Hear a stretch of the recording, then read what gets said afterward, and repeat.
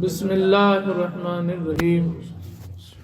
اللہم صلی علی محمد وعلا آلہ وصحبہ وسلم۔ رزق کے حوالے سے کہ جب ہمارے گھروں میں رزق کی تنگی تنگ دستی ہو تو ہم قرآن اور احادیث سے ایسے اصول تلاش کریں جن پر عمل پیرا ہو کر ہمارے گھروں میں سے رزق کی تنگ دستی اور تنگی دور ہو سکے۔ اسی ضمن میں آج کے درس کی شامل حدیث جسے حضرت امام مالک رحمہ اللہ نے روایت کیا اور حضرت عمر بن خطاب رضی اللہ تعالیٰ عنہ کے بیٹے حضرت عبداللہ ابن عمر رضی اللہ تعالیٰ عنہ فرماتے ہیں اپنے والد محترم کے بارے میں، کان یصلی من اللیل ما شاء اللہ، کہ حضرت عمر بن خطاب رضی اللہ تعالیٰ عنہ رات میں نماز کو ادا کرتے جتنی اللہ رب العزت چاہتا، حتی اذا کان من آخر اللیل، اور جب رات کا آخری حصہ آ جاتا، ایقظا اہلہ،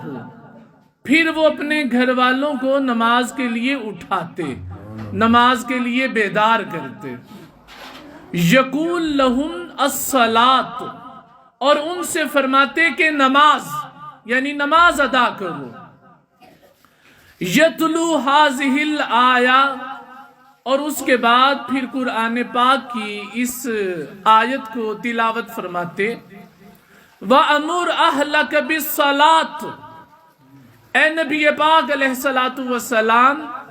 اپنے گھر والوں کو نماز پڑھنے کا حکم دیجئے، وَاسْتَبِرْ عَلَيْهَا، اور اس بات پر ڈٹ جائیے، اس بات پر جم جائیے، یعنی نماز پڑھنے کا حکم اپنے گھر والوں کو مسلسل دیتے رہیے، لا نسألک رزقا،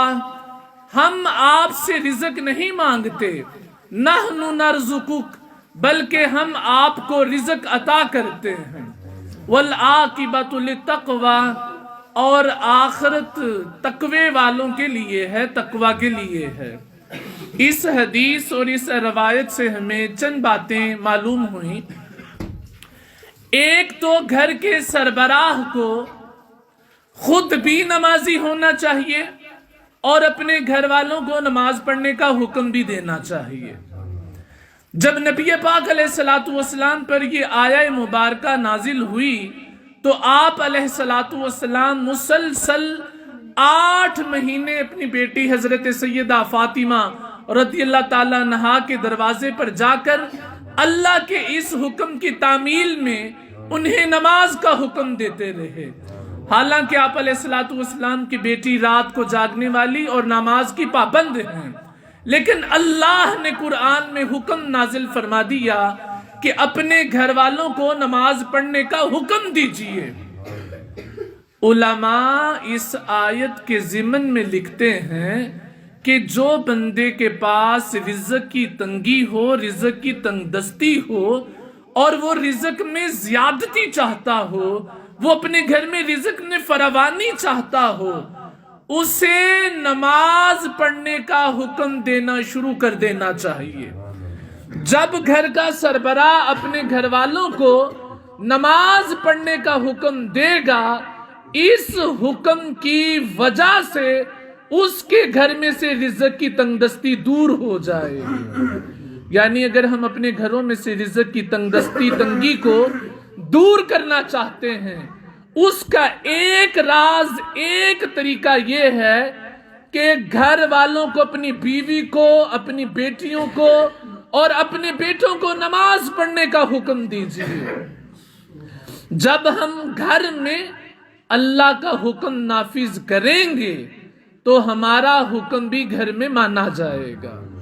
اگر ہم اللہ کا حکم اپنی بیوی پر، اپنی بیٹیوں پر، اپنے بیٹوں پر نافذ نہیں کریں گے تو پھر ہمارے ہی گھر میں